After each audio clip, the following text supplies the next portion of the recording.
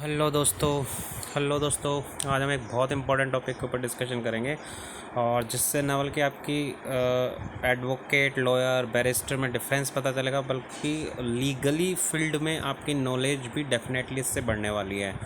तो कहीं मत जाइए, हम बिल्कुल चालू करते हैं इस वीडियो को भी, ताकि आपका जल्दी से जल्दी कॉन्सेप्ट क्लियर हो सके कि लॉयर एडवोकेट और बैरिस्टर में क्या डिफरेंस होता है, ताकि किसी प्रकार का कोई कन्फ्यूजन आपके साथ ना रहे। तो चलो देखते हैं कि कर करके जान लेते हैं क्या डिफरेंस होता है।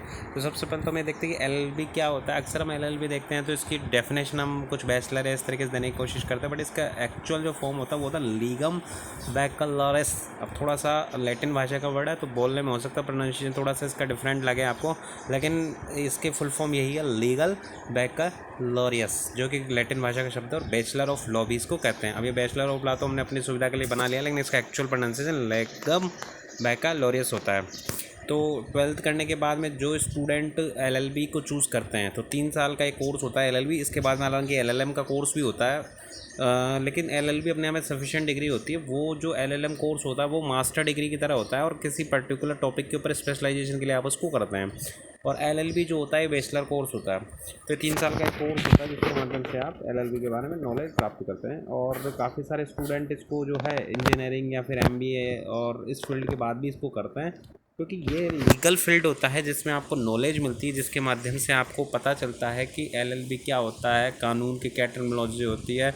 तो सब चीज़ें आपको इसके थ्रू पता चलती है। तो एक बहुत इम्पॉर्टेंट ये डिग्री होती है और इसको लेना एक, ये मान लीजिए कि बहुत ही आज भी काफ़ी इम्पोर्टेंट समझा जाता है। अब आप जब कभी मॉडर्न इंडिया पढ़ते हो तो आपने देखा होगा कि उस समय जो भी राजनेता थे, चाहे फिर वो महात्मा गांधी हो या जवाहरलाल नेहरू हो या सरदार वल्लभ भाई पटेल हो या फिर श्री बी आर अम्बेडकर जी हो या फिर कोई भी राजनेता हो, वो आप देखोगे उसको एलएलबी डिग्री कंपलसरी थी और एलएलबी का उनको अच्छा खासा नॉलेज था।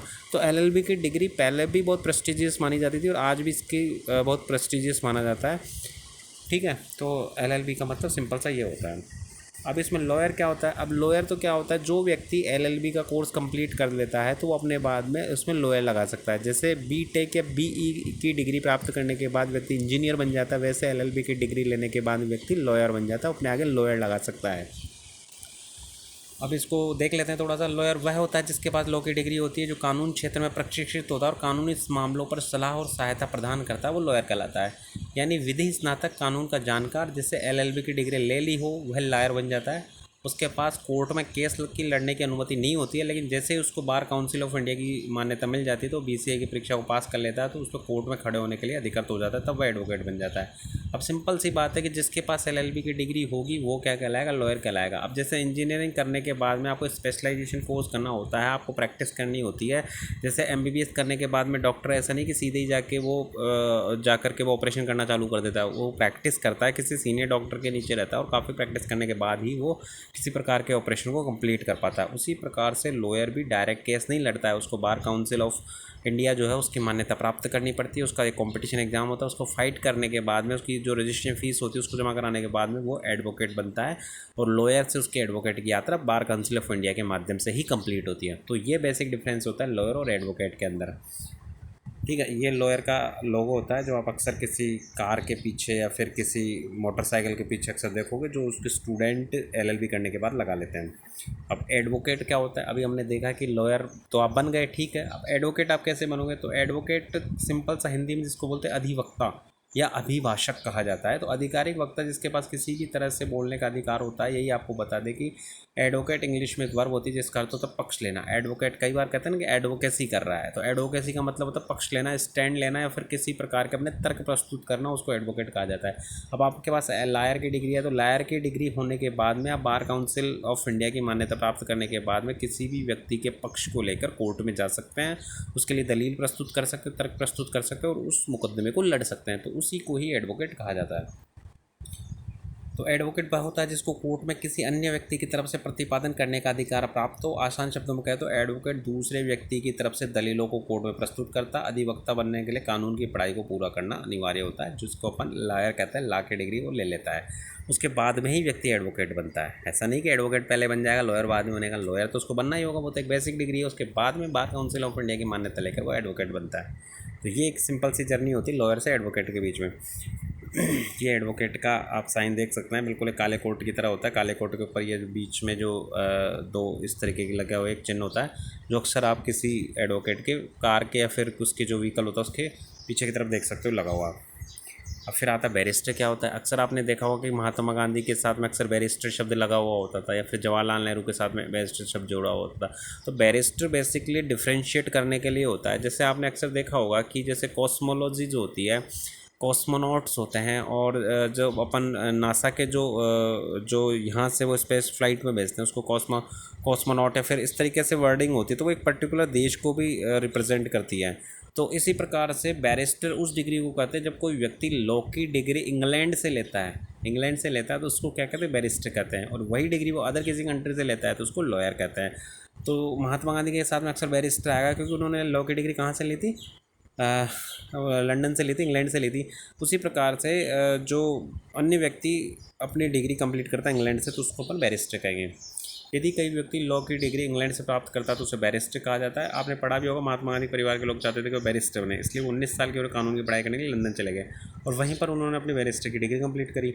महात्मा गांधी दक्षिण अफ्रीका से भारत बैरिस्टर बनकर ही लौटे थे। अब इसमें ये क्या टर्मिनोलॉजी है कि दक्षिण अफ्रीका से भारत बैरिस्टर बनकर ही लौटे थे। एक्चुअली क्या है कि महात्मा गांधी जब बैरिस्टर बन गए थे तो उसके बाद में वो अपना एक उनका एक क्लाइंट था, आप उसमें क्लाइंट में पढ़ोगे भी, जिसके लिए वो अफ्रीका जाते हैं। ये बात है लगभग 1892-93 के आसपास की बात है, जब वो साउथ अफ्रीका जाते हैं और उस व्यक्ति का केस लड़ने के बाद फिर वापस से इंडिया आते हैं। तो वो बैरिस्टर की जो उनका पहला एक्सपेरिमेंट था बाहर की तरफ, वो साउथ अफ्रीका में कंप्लीट होता है। ये एक वकील ही होता है बिल्कुल डेफिनेटली, जो लायर की डिग्री होती है, लेकिन बस डिफरेंस इतना होता है कि ये लायर की डिग्री कहाँ से ली हुई होती है, इंग्लैंड से ली हुई होती है, लंदन से ली हुई होती है, तो उसको बैरिस्टर कहा जाता है। ये बैरिस्टर का साइन है, थोड़ा सा लॉयर से डिफरेंट है। वो हर कंट्री अपने हिसाब से डिफ्रेंशिएट करने के लिए रख देती है, थोड़ा सा उसके स्टैंडर्डाइजेशन करने के लिए रख देती है। अब आता है कुछ और टर्मिनोलॉजी देख लेते हैं जो इससे जुड़ी होती है। जैसे पब्लिक प्रोसिक्यूटर आता है। पब्लिक प्रोसिक्यूटर आपने कभी बार मूवीज़ में देखा होगा कि ये हमारे मुवक्किल जो है पब्लिक प्रोसिक्यूटर है। तो पब्लिक प्रोसिक्यूटर क्या होता है कि देखो, भारतीय संविधान में सभी व्यक्तियों को न्याय मिलने और न्याय प्राप्त करने का पूर्ण अधिकार है, चाहे वो आर्थिक तौर पर सक्षम हो या नहीं हो। यदि कोई व्यक्ति आर्थिक तौर पर सक्षम नहीं होता है तो उस केस में जो गवर्नमेंट मान लो या फिर कोर्ट की तरफ से उस व्यक्ति को एक वकील प्रोवाइड करवाया जाता है, जिसको पब्लिक प्रोसिक्यूटर कहा जाता है। यहाँ पे पब्लिक प्लीडर भी हो सकता है, लेकिन यदि मान लो ये जो केस है वो एक सिविल केस की तरह है या फिर क्रिमिनोलॉजी का है, तो उसके आधार पे उसको प्लीडर या प्रोसिक्यूटर कहा जाता है। यदि मान लो क्रिमिनोलॉजी रिलेटेड है तो उसको पब्लिक प्रोसिक्यूटर कहा जाएगा, और यदि मान लो वो सामान्य सिविल केस टाइप का तो उसको प्लीडर कहा जाएगा।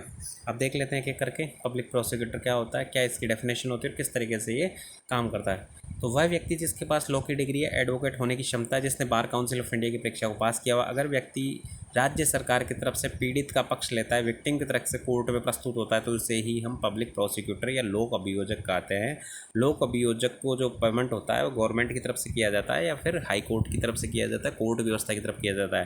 हालांकि वो फाइनली डिपेंडेंट डेफिनेटली गवर्नमेंट के ऊपर है, तो गवर्नमेंट इनका पेमेंट करती है, लेकिन हम कह सकते हैं कि वो हमारे एक संविधान की एक विशेषता है जिसमें आर्थिक तौर पर कमज़ोर व्यक्तियों को पब्लिक प्रोसिक्यूटर प्रोवाइड करवाया जाता है। तो क्रिमिनल प्रोसीजर कोड का सेक्शन 24 के 2U में पब्लिक प्रोसिक्यूटर के बारे में बताया गया है। लोक अभियोजक एक ऐसा व्यक्ति है जिसे आपराधिक मामलों में राज्य की ओर से मामलों का प्रतिनिधित्व करने के लिए केंद्र सरकार या राज्य सरकार द्वारा क्रिमिनल पीनल कोड के प्रावधानों के तहत नियुक्त किया जाता है, उसे पब्लिक प्रोसिक्यूटर कहा जाता है। अब प्लीडर किसे कहते हैं, अभी हमने डिस्कशन किया कि प्लीडर क्या होता है, पब्लिक प्रोसिक्यूटर क्या होता है। तो प्लीडर को हम एक बार डिटेल में देख लेते हैं। अगर यही डिग्री धारी या ये एडवोकेट जो व्यक्ति होता है प्राइवेट पक्ष की तरफ से कोर्ट में आता है तो उसे हम प्लीडर कहते हैं। प्लीडर दरअसल वह व्यक्ति होता है जिसने अपने मुवक्किल की ओर से कानून की अदालत में याचिका दायर करता है और उसकी पैरवी करता है।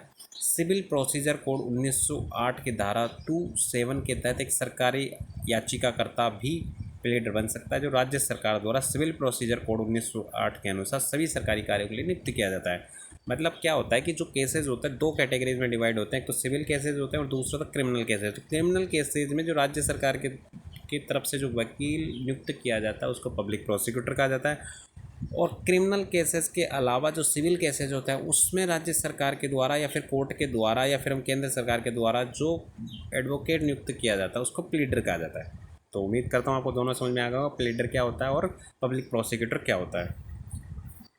तो दोस्तों यही सब कुछ था इस आज के लेक्चर के अंदर, जिसमें हमने डिफ्रेंशिएट करने की कोशिश करी कि लॉयर क्या होता है, लॉ की डिग्री फुल फॉर्म क्या होती है, लॉयर के अलावा एडवोकेट क्या होता है और बैरिस्टर क्या होता है, इसके अलावा पब्लिक प्रोसिक्यूटर और पब्लिक प्लीडर क्या होता है, इनमें क्या डिफ्रेंशिएट होता है, कहाँ पे कहाँ किस जगह इनको यूज में किया जाता है। तो दोस्तों एक ये छोटा सा एक वीडियो था जिसके माध्यम से आपको अवेयर करने की कोशिश की गई थी इन सभी चीज़ों की टर्मिनोलॉजी में।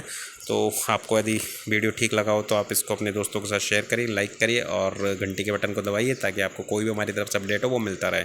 थैंक यू लास्ट तक बने रहने के लिए।